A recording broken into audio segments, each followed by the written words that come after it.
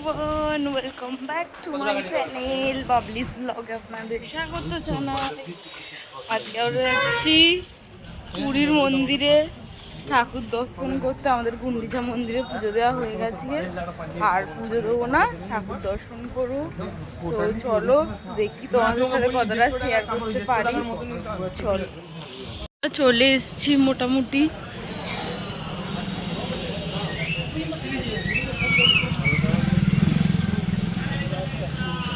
মন্দিরের কাছে। জয় জগন্নাথ।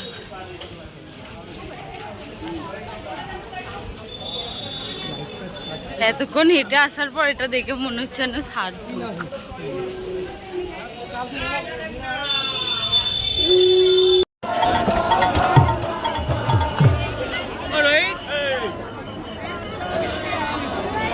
এই তো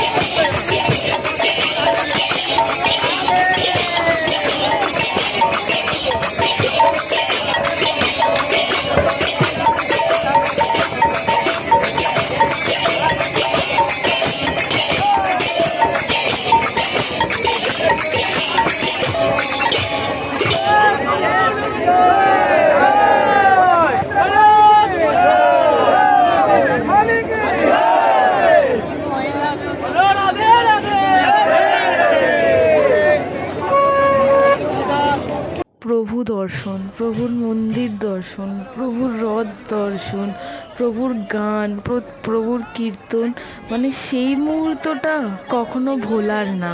আর কোনোদিনও ভাবিও নি যে এরকম দৃশ্য আমার চোখের সামনে হবে। এত কিছু সুন্দর অপরূপ দর্শন করার পর নিজেকে যেন সার্থক মনে হচ্ছিল। এই ফিলিংসটা আমি কোনোদিন তোমাদেরকে মুখের ভাষায় বলে প্রকাশ করতে পারবো না। নিজের চোখের সামনে দাঁড়িয়ে দাঁড়িয়ে যেন মনে হচ্ছে স্বর্গ ভোগ করছি। জগন্নাথ প্রভু এমন একটা প্রভু যিনি ভক্তদের দর্শন দেওয়ার জন্য নিজেই বাইরে বেরিয়ে আসেন। কারণ ভগবানও জানে ভক্তদের কাছে অত সময় নেই। নিজের গর্ভগৃহ থেকে তিনি বেরিয়ে এসে ভক্তদের দর্শন দেন।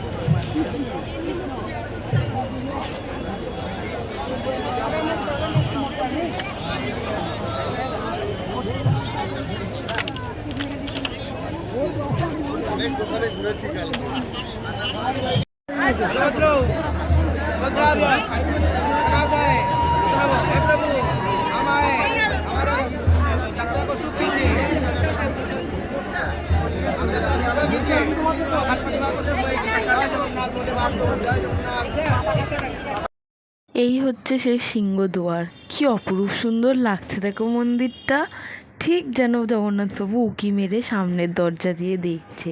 তোমরা কখনো গেলে কখনো খেয়াল করবে যে সামনে এত সুন্দর একটা জগন্নাথ প্রভু, মানে ওটা স্বয়ং জগন্নাথ প্রভু যেন উঁকি মেরে আপনাদের দেখছে। কখনো কখনো বিশেষ কিছু কারণের জন্য মন্দিরে প্রবেশ করতে অনেকেই পারে না, তাই জন্য জগন্নাথ প্রভু নিজে দর্শন দেন সিংহদুয়ার থেকে।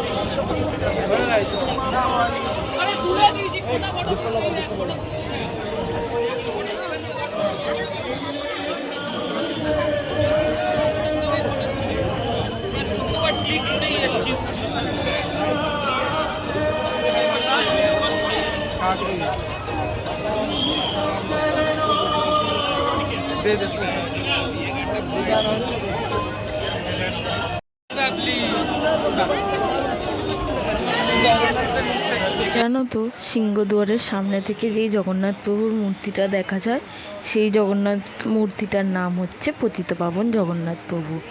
সিংহদুয়ার ও পুরীর মধ্যে অনেক রহস্যময়, অনেক মায়াময় ঘটনা আছে, যেগুলো আমার একটু একটু জানা। যদি কখনো ভিডিও বানানো সম্ভব হয় তাহলে তোমাদেরকে অবশ্যই জানাবো।